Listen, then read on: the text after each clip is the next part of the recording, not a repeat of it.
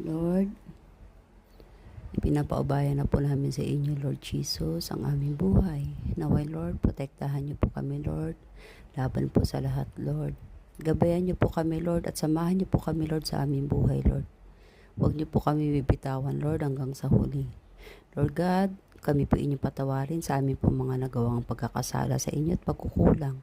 Naway, Lord, matapos na po, Lord, ang mga kaguluhan na dumating sa bansa namin, Lord God, humihingi po kami ng inyong gabay.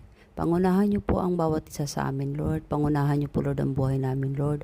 Ang amin pong mga anak, pamilya, magulang at mga kapatid, Lord. Ang amin pong mga mahal sa buhay at kaibigan, Lord. Kami po humihingi sa inyo, Lord, ang kapatawaran, Lord Jesus. Gabayan niyo po kami, Lord, at patawarin niyo po kami, Lord. Lord God, tinatanggap po namin kayo bilang aming Panginoon at tagapagligtas. In Jesus' name we pray. Amen.